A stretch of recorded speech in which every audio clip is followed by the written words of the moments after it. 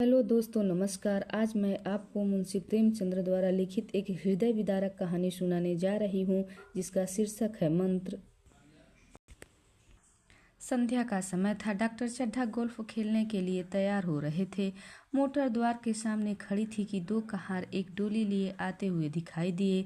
डोली के पीछे एक बूढ़ा लाठी टेकता चला आता था। डोली औषधालय के सामने आकर रुक गई। बूढ़े ने धीरे धीरे आकर द्वार पर पड़ी हुई चिक से झांका। ऐसी साफ सुथरी जमीन पर पैर रखते हुए भय हो रहा था कि कोई घुड़क न बैठे। डॉक्टर साहब को मेज के सामने खड़े हो देखकर भी उसे कुछ कहने का साहस न हुआ। डॉक्टर साहब ने चिक के अंदर से गरज कर कहा, कौन है, क्या चाहता है? बूढ़े ने हाथ जोड़कर कहा, हुजूर, बड़ा गरीब आदमी हूँ, मेरा लड़का कई दिन से। डॉक्टर साहब ने सिगार जलाकर कहा, कल सवेरे आओ, कल सवेरे, हम इस वक्त मरीजों को नहीं देखते। बूढ़े ने घुटने टेक कर जमीन पर सिर रख दिया और बोला, दुहाई है सरकार की, लड़का मर जाएगा हुजूर, 4 दिन से आंखें नहीं खोली। डॉक्टर चड्ढा ने कलाई पर नजर डाली। केवल 10 मिनट समय और बाकी था। गोल्फ स्टिक खूंटी से उतारते हुए बोले, कल सवेरे आओ, कल सवेरे, यह हमारे खेलने का समय है। बूढ़े ने पगड़ी उतारकर चौखट पर रख दी और रो कर बोला, हुजूर, बस एक निगाह देख लें, बस एक निगाह, लड़का हाथ से चला जाएगा हुजूर। 7 लड़कों में यही एक बचा है हुजूर, हम दोनों आदमी रो रो कर मर जाएंगे सरकार, आपकी बढ़ती हुई दीनबंधु। ऐसे उजड़ देहाती यहाँ प्रायः रोज आया करते थे। डॉक्टर साहब उनके स्वभाव से खूब परिचित थे। कोई कितना ही कुछ कहे पर वे अपनी रट लगाए जाते, किसी की नहीं सुनेंगे। धीरे से चीख उठाई और बाहर निकलकर मोटर की तरफ चले। बूढ़ा यह कहता हुआ उनके पीछे दौड़ा, सरकार, बड़ा धर्म होगा हुजूर, दया कीजिए, बड़ा दीन दुखी हूँ, संसार में कोई नहीं है बाबूजी। मगर साहब ने उसकी ओर मुंह फेर कर देखा तक नहीं। मोटर में बैठकर बोले, कल सवेरे आना। मोटर चली गई। बूढ़ा कई मिनट तक मूर्ति की भांति निश्चल खड़ा रहा। संसार में ऐसे भी मनुष्य होते हैं जो अपने सभ्य संसार इतना निर्मम, इतना जो अपने आमोद प्रमोद के आगे किसी की जान की परवाह भी नहीं करते हैं। शायद इसका उसे अब भी विश्वास न आता था। सभ्य संसार इतना निर्मम, इतना कठोर है, इसका ऐसा मर्मभेदी अनुभव अब तक उसे नहीं हुआ था।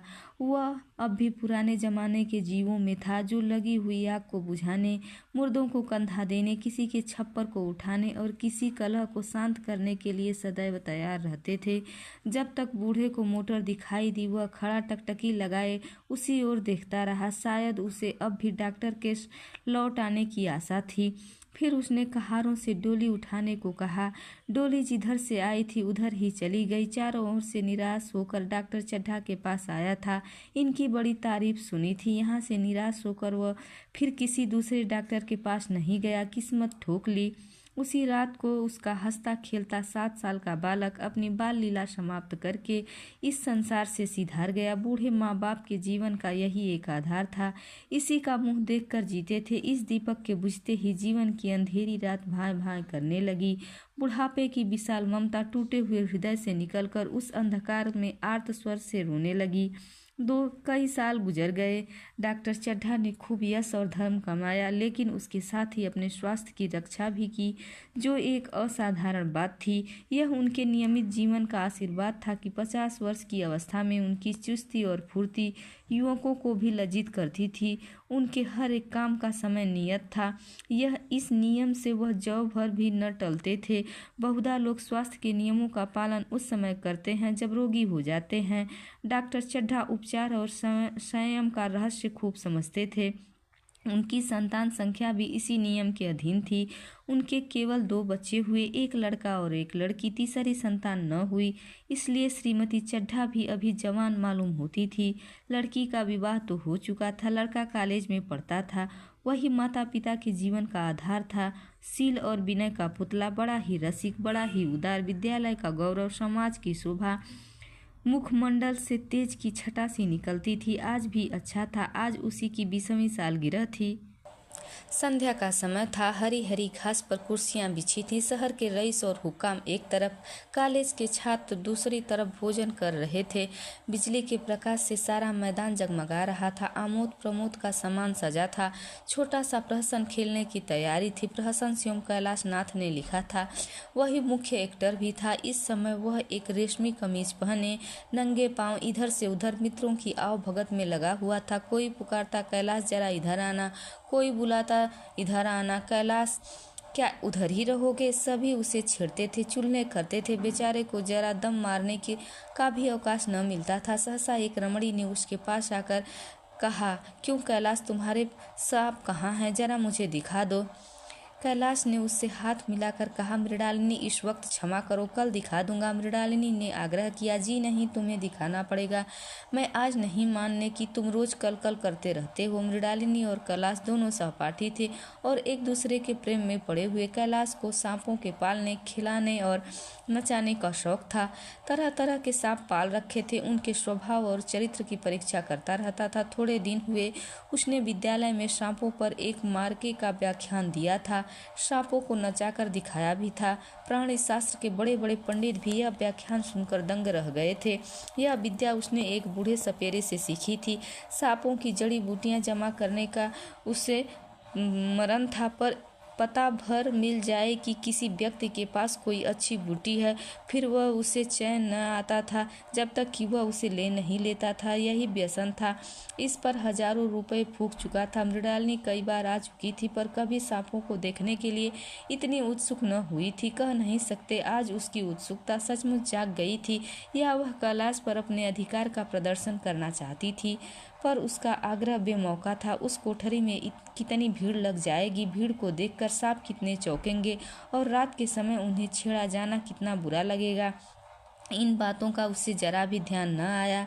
कैलाश ने कहा, नहीं, कल जरूर दिखा दूंगा। इस वक्त अच्छी तरह दिखा भी तो नहीं सकूंगा। मेरे कमरे में तिल रखने की जगह भी न मिलेगी। एक महाशय ने छेड़कर कहा, दिखा क्यों नहीं देते जी? जरा सी बात के लिए इतना टाल मटोल कर रहे हो। मिस गोविंद हरगिज न मानना, देखें कैसे नहीं दिखाते। दूसरे महाशय ने और रद्दा चढ़ाया, मिस गोविंद इतनी सीधी और भोली हैं, तभी आप इतना मिलान करते हैं। दूसरी सुंदरी होती तो इसी बात पर बिगड़ कर खड़ी हो जाती। तीसरे साहब ने मजाक उड़ाया, अजी बोलना छोड़ देती, भला कोई बात है? इस पर आपको दावा है कि मृणालिनी के लिए जान हाजिर है। मृणालिनी ने देखा कि ये सोहदे उसे चंग पर चढ़ा रहे हैं तो बोली, आप लोग मेरी वकालत न करें, मैं खुद अपनी वकालत कर लूंगी। मैं इस वक्त सांपों का तमाशा नहीं देखना चाहती। चलो, छुट्टी हुई। इस पर मित्रों ने ठट्ठा लगाया। एक साहब बोले, देखना तो आप सब कुछ चाहें, पर कोई दिखाए तो। कैलाश को मृणालिनी की छपी हुई सूरत देखकर मालूम हुआ कि इस वक्त उसका इनकार वास्तव में उसे बुरा लग रहा है। ज्यों ही प्रीति भोज समाप्त हुआ और गाना शुरू हुआ, उसने मृणालिनी और अन्य मित्रों को सांपों के दरबे के सामने ले जाकर महुअर बजाना शुरू कर दिया। फिर एक एक खाना खोलकर एक एक सांप को निकालने लगा। वह क्या कमाल था! ऐसा जान पड़ता था कि ये कीड़े उसकी एक एक बात, उसके एक एक मन का भाव समझते हैं। किसी को उठा लिया, किसी को गर्दन में डाल लिया, किसी को हाथ में लपेट लिया। मृणालिनी बार बार मना करती कि इन्हें गर्दन में न डालो, दूर से ही दिखा दो, बस जरा नचा दो। कैलाश की गर्दन में सांपों को लिपटते देखकर उसकी जान निकल जाती थी। पछता रही थी कि मैंने व्यर्थ ही इनसे सांपों को दिखाने के लिए कहा, मगर कैलाश एक न सुनता था। प्रेमिका के सम्मुख अपने सर्पकला प्रदर्शन का ऐसा अवसर पाकर वह कब चूकता। एक मित्र ने टोका, दांत तोड़ डाले होंगे। कैलाश हंसकर बोला, दांत तोड़ डालना मदारियों का काम है, किसी के दांत नहीं तोड़े गए, कहिए तो दिखा दूं। कहकर उसने एक काले सांप को पकड़ लिया और बोला, मेरे पास इससे बड़ा और जहरीला दूसरा सांप नहीं है। अगर किसी को काट ले तो आदमी आनन फानन में मर जाए, लहर भी न आए। इसके कांटे पर मंत्र नहीं, इसके दांत दिखा दूं क्या? मृणालिनी ने उसका हाथ पकड़कर कहा, नहीं नहीं कैलाश, ईश्वर के लिए इसे छोड़ दे, मैं तुम्हारे पैरों पड़ती हूँ। इस पर एक दूसरे मित्र बोले, मुझे तो विश्वास नहीं आता, लेकिन तुम कहते हो तो मान लूंगा। कैलाश ने सांप की गर्दन पकड़कर कहा, नहीं साहब, आप आंखों से देखकर मानिए, दांत तोड़कर वश में किया तो क्या। सांप बड़ा समझदार होता है। अगर उसे विश्वास हो जाए कि इस आदमी से मुझे कोई हानि न पहुंचेगी तो वह उसे कभी हरगिज नहीं काटेगा। मृणालिनी ने जब देखा कि कैलाश पर इस वक्त भूत सवार है तो उसने यह तमाशा बंद करने के विचार से कहा, अच्छा भाई, अब यहाँ से चलो, देखा गाना शुरू हो गया है, आज मैं भी कोई चीज सुनाऊंगी। यह कहते हुए उसने कैलाश का कंधा पकड़कर चलने का इशारा किया और कमरे से निकल गई। मगर कैलाश विरोधियों का शंका समाधान करके ही दम लेना चाहता था। उसने सांप की गर्दन पकड़कर जोर से दबाई, इतनी जोर से दबाई कि उसका मुंह लाल हो गया, देह की सारी नसें तन गई। सांप ने अब तक उसके हाथों का ऐसा व्यवहार न देखा था। उसकी समझ में न आता था कि यह मुझसे क्या चाहते हैं। उसे शायद भ्रम हुआ कि यह मुझे मार डालना चाहते हैं, अतएव वह आत्मरक्षा के लिए तैयार हो गया। कैलाश ने उसकी गर्दन खूब दबाकर मुंह खोल दिया और उसके जहरीले दांत दिखाते हुए बोला, जिन सज्जनों को शक है आकर देख लें, आया विश्वास या अब भी कुछ शक है। मित्रों ने आके उसके दांत देखे और चकित हो गए। प्रत्यक्ष प्रमाण के सामने संदेह को स्थान कहा। मित्रों का शंका निवारण करके कैलाश ने सांप की गर्दन ढीली कर दी और उसे जमीन पर रखना चाहा, पर वह काला गेहुअन क्रोध से पागल हो रहा था। गर्दन नर्म पड़ते ही उसने सिर उठाकर कैलाश की अंगुली में जोर से काटा और वहां से भागा।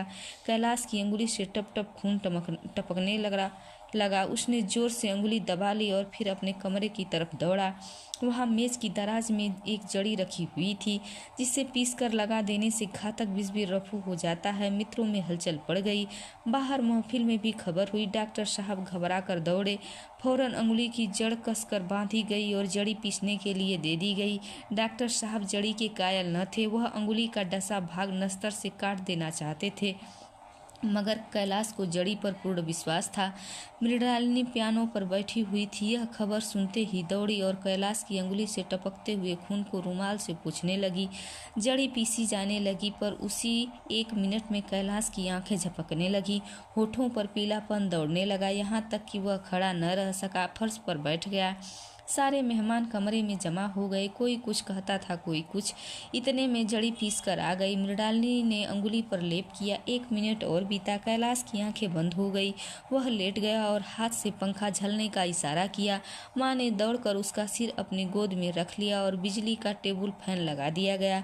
डॉक्टर साहब ने झुककर पूछा, कैलाश तबीयत कैसी है? कैलाश ने धीरे से हाथ उठा दिया, पर कुछ बोल न सका। मृणालिनी ने करुण स्वर में कहा, क्या जड़ी कुछ असर न करेगी? डॉक्टर साहब ने सिर पकड़कर कहा, क्या बतलाऊं, मैं इसकी बातों में आ गया। अब तो नस्तर से भी कुछ फायदा न होगा। आध घंटे तक यही हाल रहा। कैलाश की दशा प्रतिक्षण बिगड़ती जाती थी, यहाँ तक कि उसकी आंखें पथरा गई, हाथ पांव ठंडे हो गए, मुख की क्रांति मलिन हो गई, नाड़ी का कहीं पता नहीं। मौत के सारे लक्षण दिखाई देने लगे। घर में कोहराम मच गया। मृणालिनी एक ओर सर पीटने लगी। माँ अलग पछाड़े खाने लगी। डॉक्टर चड्ढा को मित्रों ने पकड़ लिया, नहीं तो वह नस्तर से अपनी गर्दन पर मार लेते। एक महाशय बोले, कोई मंत्र झाड़ने वाला मिले तो संभव है अब भी जान बच जाए। एक मुसलमान सज्जन ने इसका समर्थन किया, अरे साहब, कब्र में पड़ी हुई लाशें जिंदा हो गई हैं, ऐसे ऐसे बकमाल पड़े हुए हैं। डॉक्टर चड्ढा बोले, मेरी अकल पर पत्थर पड़ गया था कि इसकी बातों में आ गया। नस्तर लगा देता तो यह नौबत क्यों आती। बार बार समझाता रहा कि बेटा सांप न पालो, मगर सुनता कौन था।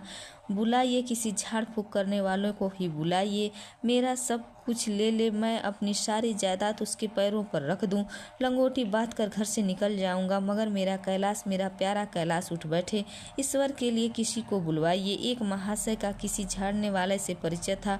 वह दौड़कर उसे बुला लाए, मगर कैलाश की सूरत देख के उसे मंत्र चलाने की हिम्मत न पड़ी। बोला, अब क्या हो सकता है सरकार, जो कुछ होना था हो चुका। अरे मूर्ख, यह क्यों नहीं कहता कि जो कुछ न होना था हो चुका। जो कुछ होना था वह कहाँ हुआ। माँ बाप ने बेटे का सेहरा कहाँ देखा। मृणालिनी का कामना तरु क्या पल्लव और पुष्प से रंजित हो उठा। मन के वह स्वर्ण स्वप्न जिसने जीवन आनंद का स्रोत बना हुआ था क्या पूरे हो गए। क्या जीवन के नृत्यमय तारिका मंडित सागर में आमोद की बहार लूटते हुए क्या उनकी नौका जलमग्न हो गई। क्या जो न होना था वह हो गया। वही हरा भरा मैदान था, वही सुनहरी चांदनी एक निःशब्द संगीत की भांति प्रकृति पर छाई हुई थी। वही मित्र समाज था, वही मनोरंजन के समान थे। मगर जहाँ हास्य की ध्वनि थी वहाँ करुण क्रंदन और अश्रु प्रवाह था। शहर से कई मील दूर एक छोटे से घर में एक बूढ़ा और बुढ़िया अंगीठी के सामने बैठे जाड़े की रात काट रहे थे। बूढ़ा नारियल पीता था और बीच बीच में खांसता था। बुढ़िया दोनों घुटनियों में सिर डाले आग की ओर ताक रही थी। एक मिट्टी के तेल की कुप्पी ताक पर जल रही थी। घर में न चारपाई थी न बिछौना। एक किनारे थोड़ी सी पुआल पड़ी हुई थी। इसी कोठरी में एक चूल्हा था। बुढ़िया दिन भर उपले और सूखी लकड़ियां बटोरती थी। बुढ़ा रस्सी बटकर बाजार में बेच आता था। यही उनकी जीविका थी। उन्हें न किसी ने रोते देखा न हंसते। उनका सारा समय जीवित रहने में कट जाता था। मौत द्वार पर खड़ी थी, रोने या हंसने की कहाँ फुर्सत। बुढ़िया ने पूछा, कल के लिए सन तो है नहीं, काम क्या करोगे। जाकर झगड़ू साहू से 10 सेर सन उधार लाऊंगा। उसके पहले के पैसे तो दिए नहीं और उधार कैसे देगा। न देगा न सही, घास तो कहीं गई नहीं है। दोपहर तक क्या 2 आने का भी न काट लूँगा। इतने में एक आदमी ने द्वार पर आवाज़ दी, भगत भगत क्या सो गए, जरा किवाड़ खोलो। भगत ने उठकर किवाड़ खोल दिए। एक आदमी ने अंदर आकर कहा, कुछ सुना। डॉक्टर चड्ढा बाबू के लड़के को सांप ने काट लिया। भगत ने चौंक कर कहा, चड्ढा बाबू के लड़के को? वही चड्ढा बाबू है ना जो छावनी के बंगले में रहते हैं? हाँ, वही। शहर में हल्ला मचा हुआ है। जाते हो तो जाओ, आदमी बन जाओगे। बूढ़े ने कठोर भाव से सिर हिलाकर कहा, मैं नहीं जाता, मेरी बला जाए। वही चड्ढा है, खूब जानता हूँ। भैया को लेकर उन्हीं के पास गया था, खेलने जा रहा था। पैरों पर गिर पड़ा कि एक नज़र देख लीजिए, मगर सीधे मुंह से बात तक न कि। भगवान बैठे सुन रहे थे। अब जान पड़ेगा कि बेटे का गम कैसा होता है। कई लड़के हैं। नहीं जी, यही तो एक लड़का है। सुना है, सबने जवाब दे दिया है। भगवान बड़ा कारसाज है। उस वक्त मेरी आंखों से आंसू निकल पड़े थे, पर उन्हें तनिक भी दया न आई थी। मैं तो उनके द्वार पर होता तो भी बात न पूछता।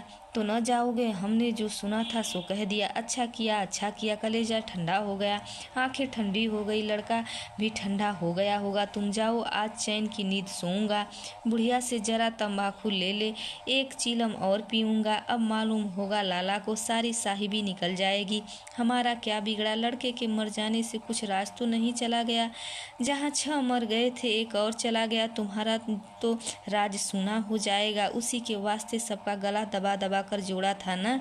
अब क्या करोगे? एक बार देखने जाऊंगा, पर कुछ दिन बाद मिजाज का हाल पूछूंगा। आदमी चला गया। भगत ने किवाड़ बंद कर लिए, पर चीलम पर तंबाकू रखकर पीने लगा। बुढ़िया ने कहा, इतनी रात गए जाड़े पाले में कौन जाएगा? अरे दोपहरी ही होता तो मैं न जाता। सवारी दरवाजे पर लेने आती तो भी मैं न जाता। भूल नहीं गया हूँ। पन्ना की सूरत मेरे आंखों में फिर रही है। उस निर्दयी ने उसे एक नज़र देखा तक नहीं। क्या मैं न जानता था कि वह न बचेगा? खूब जानता था। चड्ढा भगवान नहीं थे कि उनके एक निगाह देख लेने से अमृत बरस जाता। नहीं, खाली मन की दौड़ थी, जरा तसल्ली हो जाती, बस इसलिए उनके पास दौड़ा गया था। अब किसी दिन जाऊंगा और कहूँगा, क्यों साहब कहिए, क्या रंग है? दुनिया बुरा कहेगी, कहे, कोई परवाह नहीं। छोटे आदमियों में तो सब ऐब है, बड़ों में कोई ऐब नहीं होता, देवता होते हैं। भगत के लिए यह जीवन में पहला अवसर था कि ऐसा समाचार पाकर वह बैठा रह गया। 80 वर्ष के जीवन में ऐसा कभी न हुआ था कि सांप की खबर पाकर वह दौड़ न गया हो। माघ पूस की अधूरी रात, चैत बैसाख की धूप और लू, सावन भादों की चढ़ी हुई नदी और नाले, किसी को उसने कभी परवाह नहीं की। वह तुरंत घर से निकल पड़ता था, निस्वार्थ निष्काम। लेन देन का विचार तो कभी दिल में आया ही नहीं। यह सा काम था ही नहीं। जान का मूल्य कौन दे सकता है? यह एक पुण्य कर्म था। सैकड़ों निराशों को उसके मंत्रों ने जीवन दान दे दिया था, पर आप वह घर से कदम नहीं निकाल सका। यह खबर सुनकर सोने जा रहा है। बुढ़िया ने कहा, तम्बाकू अंगूठी के पास रखी हुई है, उसके भी आज 2.5 पैसे हो गए, देती ही न थी। बुढ़िया यह कहकर लेटी। बूढ़े ने कुप्पी बुझाई, कुछ देर खड़ा रहा, फिर बैठ गया, अंत को लेट गया। पर यह खबर उसके हृदय पर बोझ की भांति रखी हुई थी। उसे मालूम हो रहा था उसकी कोई चीज खो गई है, जैसे सारे कपड़े गीले हो गए हैं, पैरों में कीचड़ लगा हुआ है, जैसे कोई उसके मन में बैठा हुआ उसे घर से निकलने के लिए कुरेद रहा है। बुढ़िया जरा देर में खर्राटे लेने लगी। बूढ़े बात करते करते सोते हैं और जरा सा खटका होते ही जागते हैं। तब भगत उठा, अपनी लकड़ी उठा ली और धीरे से किवाड़ खोले। बुढ़िया ने पूछा, कहाँ जाते हो? कहीं नहीं, देखता था कि कितनी रात है, अभी बहुत रात है, सो जाओ। नहीं, नींद नहीं आती। नींद काहे की आएगी? मन तो चड्ढा के घर पर लगा हुआ है। चड्ढा ने मेरे साथ कौन सी नेकी कर दी है जो वहाँ जाऊँ? वह आकर पैरों पर गिरे तो भी न जाऊँ। उठे तो तुम इसी इरादे से ही हो? नहीं री, ऐसा पागल नहीं हूँ कि जो मुझे काटे बोए उसके लिए मैं फूल बोता फिरूँ। बुढ़िया फिर सो गई। भगत ने किवाड़ लगा दिए और फिर आकर बैठा, पर उसके मन की कुछ ऐसी दशा थी जो बाजे की आवाज़ कान में पड़ते ही उपदेश सुनाने वालों की होती है। आंखें चाहे उपदेशक की हों, पर कान बाजे की ही ओर होते हैं। दिल में भी बाजे की ही ध्वनि गूंजती रहती है। शर्म के मारे जगह से नहीं उठता। निर्दयी प्रतिघात का भाव भगत के लिए उपदेशक था, पर हृदय उस अभागे युवक की ओर था जो इस समय मर रहा था, जिसके लिए एक एक पल का विलंब घातक था। उसने फिर किवाड़ खोले इतने धीरे से कि बुढ़िया को खबर न हुई। बाहर निकल गया। उसी वक्त गांव का चौकीदार गश्त लगा रहा था। बोला, कैसे उठे भगत? आज तो बड़ी सर्दी है, कहीं जा रहे हो क्या? भगत ने कहा, जी नहीं, जाऊंगा कहाँ, देखता था अभी कितनी रात है। भला कै बजे होंगे? चौकीदार बोला, 1 बजा होगा और का। अभी थाने से आ रहा था तो डॉक्टर चड्ढा बाबू के बंगले पर बड़ी भीड़ लगी हुई थी। उनके लड़के का हाल तो तुमने सुना ही होगा। कीड़े ने छू लिया है, चाहे वो मर गया हो। तुम चले जाते तो शायद बच जाता। सुना है इस 1000 तक देने को तैयार हैं। भगत, मैं तो न जाऊं, चाहे वह 10 लाख भी दें। मुझे 10,000 या 10 लाख लेकर क्या करना है? कल मर जाऊंगा, फिर लेने वाला कौन बैठा हुआ है? चौकीदार चला गया। भगत ने आगे पैर बढ़ाया। जैसे नशे में आदमी की देह अपने काबू में नहीं रहती है। पैर कहीं रखता है, पड़ता कहीं है, कहता कुछ है, जबान से निकलता कुछ है। वही हाल इस समय भगत का था। मन में प्रतिकार था, पर कर्म मन के अधीन न था। जिसने कभी तलवार नहीं चलाई, वह इरादा करने पर भी तलवार नहीं चला सकता। उसके हाथ कांपते हैं, उठते हैं नहीं। भगत लाठी खटखट करता लपकता चला जाता था। चेतना रोकती थी, पर उपचेतना ठेलती थी। सेवक स्वामी पर हावी था। आधी राह निकल जाने के बाद सहसा भगत रुक गया। हिंसा ने क्रिया पर विजय पाई। मैं यूं ही इतनी दूर चला आया। इस जाड़े पाले में मरने की मुझे क्या पड़ी थी? आराम से सोया क्यों नहीं? नींद न आती? न सही 2-4 भजन ही गाता। व्यर्थ इतनी दूर दौड़ आया। चड्ढा का लड़का रहे या मरे, मेरी बला से मेरे साथ उन्होंने ऐसा कौन सा सलूक किया था कि मैं उनके लिए मरूं? दुनिया में हजारों मरते हैं, हजारों जीते हैं, मुझे किसी के मरने जीने से क्या मतलब? मगर उपचेतना ने अब एक दूसरा रूप धारण कर लिया, जो हिंसा से बहुत कुछ मिलता जुलता था। वह झाड़ फूक करने नहीं जा रहा है। वह देखेगा कि लोग क्या कर रहे हैं। डॉक्टर साहब का रोना पीटना देखेगा, किस तरह सिर पीटते हैं, किस तरह पछाड़े खाते हैं। वह देखेगा कि बड़े लोग भी छोटों की ही भांति रोते हैं या सब्र कर जाते हैं। वे लोग तो विद्वान होते हैं, सब्र कर जाते होंगे। हिंसा भाव को यूं धीरज देता हुआ वह आगे बढ़ता रहा। इतने में 2 आदमी आते दिखाई दिए। दोनों बात करते चले आ रहे थे। चड्ढा बाबू का घर उजड़ जाएगा, वही तो एक लड़का था। भगत के कान में यह आवाज़ पड़ी। उसकी चाल और भी तेज हो गई। थकान के मारे पाँव न उठते थे। सिरोभाग इतना बढ़ा जाता था मानो अब मुंह के बल गिर पड़ेगा। इस तरह वह कोई 10 मिनट चला होगा कि डॉक्टर साहब का बंगला नजर आया।